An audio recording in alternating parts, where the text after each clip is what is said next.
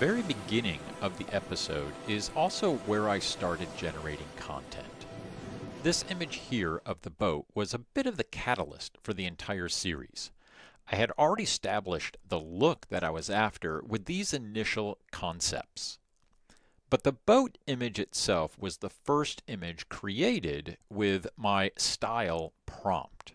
Essentially just a repeatable, reliable prompt that I could use to style all of the imagery. The next step was characters.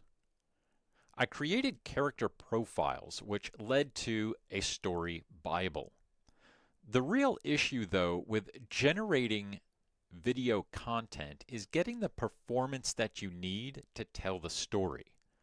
When I say performance, I'm not referring entirely to a character's abilities. I'm talking about the simple stuff. Turning to the left or to the right, walking down a hall, stopping at a specific door, waiting a second before speaking. I quickly found that prompting was only half of the equation and reference images were the rest. The interesting thing, though, is that your prompt is the source of truth. If you tell a model the shirt is blue, but provide a reference of a red shirt, you're going to get a blue shirt. Now I'm going to pause here, though, just to say that this is mostly true. It's mostly true because generative content is probabilistic. Everything you put into the system has a score, and the highest score wins. Prompts are weighted more heavily than the reference data, but it is possible for the model to go down a path that will produce a blue dress. Why is this important? Because by repeating ourselves with consistent information, we can increase the score of repeated elements to get our desired outcome. This brings us back to the reference image. I'll use reference images as reinforcement and not the single source of truth. Reference images alone can easily be misinterpreted, but reinforcement with a good prompt clarifies the imagery. Let's see this in action. I would love it if there was a straightforward path to get the shot you're looking for, but we're really just not there yet.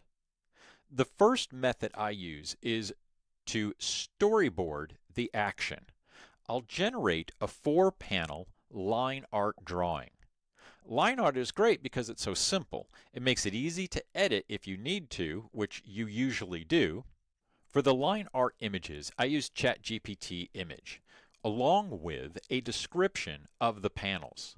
I also had Chat convert the character profiles that I had created into line art. This isn't crucial because it is possible to feed what the character is supposed to look like at various points during this process.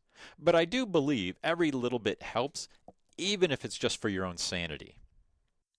The storyboard panels never really come out perfectly, but they, for the most part, are super close. But there's usually always something that needs to be done.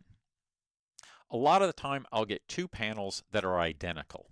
To fix that, isolating the panel's prompt and just generating the panel individually is a great fix. Of course, then you do have to bring that image back in and then put it all back together. Once the line art is done, I'll do a style pass. Now, whether that is photorealism, cartoon, claymation, it doesn't matter. Most 2D image generators can convert the line art to the style that you're looking for. Once again, I just use ChatGPT Image for this. I'll also add my reference images here to get my character consistency. So this ends up giving me my 4-panel stylized storyboard, which then I'll generate the video from. So here we can see a comparison. So here's our panel, and then here's our video. And for the video generation, I'll use Veo or Kling.ai. Even though these results look good, and the storyboard was replicated almost perfectly, this is not always going to be the case. Using storyboard panels and a matching prompt helps with video generation dramatically, but as with anything, this process can still fail. Up next, we'll take a deeper dive into these methods and look at some of the actions that generative models have a difficult time with. I think you'll be surprised.